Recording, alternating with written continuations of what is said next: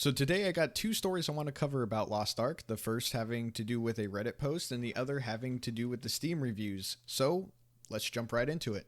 The first story takes place on the r/Lost Ark game subreddit, where a user who is now deleted posted saying, "If I can't play the game before 8 p.m. CET, I'll uninstall it and never reinstall it again." Now, it is labeled as a meme, but as you can see, the user is now deleted, which means they probably received a L plus ratio plus no bitches. So let's take a look at the replies. "This is not an airport, ma'am. No need to announce your departure. Your terms are accepted. Bye, Felicia. Sir, this is a Wendy's." Then there's just this one, which is the, "Oop, bye." Okay. Just okay. Later, Karen. And now for the last one, which is pretty long, so if you want to read the whole thing, you can pause it. But I'm just going to read the first part, which is important here, saying, "Imagine complaining about a queue when a game has just set the record for the second largest concurrent player count of all time, and it's a Korean MMO that nobody expected to blow up like this."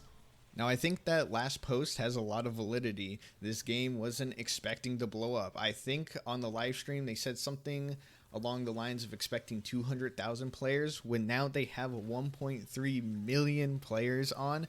So I think it's fair to expect that there would be some server issues. And I think this is a very good point to look at. But that's going to tie us into our second story about Lost Ark. So let's get into that. So the next story I wanted to cover is about Lost Ark getting review bombed on Steam, going from overwhelmingly positive to mixed, mostly because people aren't happy about the wait times on the game. And I just wanted to take a moment to discuss whether that's a fair way of handling the situation, if there's any merit to it, and where do we draw the line with review bombing.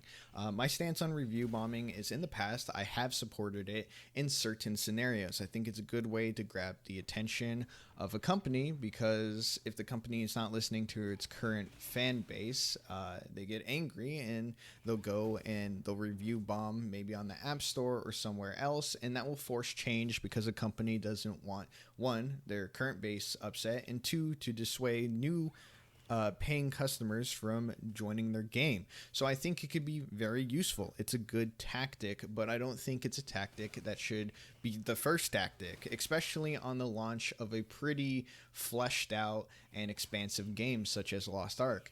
Now, since I'm from North America, the servers have been going really good, and this might be the smoothest game launch I've ever experienced. But I know for people in Europe, they're suffering. I've seen it on Reddit. I've seen YouTube videos about it. I've seen it on Twitch, where people are in wait times that last forever. And Amazon is mostly blamed for this, because they did the same thing with their own title, New World. In New World, even the North American servers got stuck in these wait times that lasted forever. And you would think, for a company that literally has all the resources in the world at their expense, like they actually have servers that are top tier, that they would be able to mitigate this or expect this. But again, Lost Ark is a fairly new game to these large regions, and a lot of people are getting on for the first time, and people weren't expecting it to be the second largest, or have the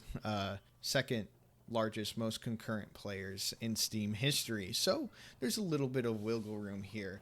I get that people are upset, but I think this is more meant for Twitter, YouTube, and other places, because the game does have a lot of content. I feel like a lot of people that have never heard about this game are going to immediately check the reviews, because it's a free game, and a lot of free games are a waste of time. So they're going to look at the reviews, be like, "Oh, I heard about this. Let's see how it's doing. Oh, it's mixed. I guess I'm not going to play it." And we want people to experience Lost Ark. Now, this isn't to say there isn't legitimate criticisms with Lost Ark. I'll just put up some actual reviews that I saw while going through the Steam negative reviews. There's this one and this one. If you want to read those, you can pause the video. But both of those are very fleshed out and actually give reasons of why they had a negative experience for the game. But I think overall, review bombing the game is just going to hurt it in the long run, when all you have to do is just spam on Twitter. Start spamming the red people on Twitter. Make a little bit of a fuss about it, and people are going to hear about it. And I guarantee they're going to start updating the servers because they want people in their game. I imagine that they love this and they want this. And the people that made the game obviously don't want to have a bad experience for you. They want the best experience, so you spend money in their game. That's how they make money. They're free to play, so they want you to get in, they want you to enjoy it, and they want you to spend money. All right, a lot of this has to do with the way Amazon handled it, and we all know Amazon sucks. But that was my opinion. Let me know what you guys thought about the L plus ratio and the guy on Reddit that is leaving this soon instead of waiting it out. And let me know what you think about review bombing. Is it justified for Lost Ark? Was it justified for other games? Where do you draw the line? This is a conversation, guys. I'll see you on the next video, which is probably going to be out at the end of this week. See ya.